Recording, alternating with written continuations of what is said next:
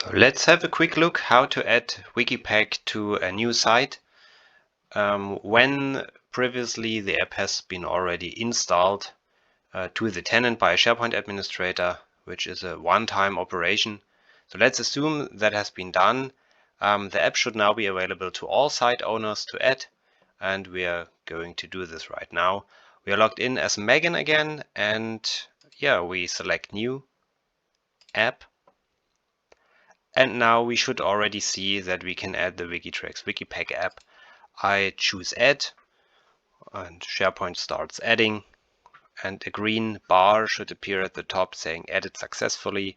You can find this app on your site contents page. And I switch to the site contents page by clicking the link.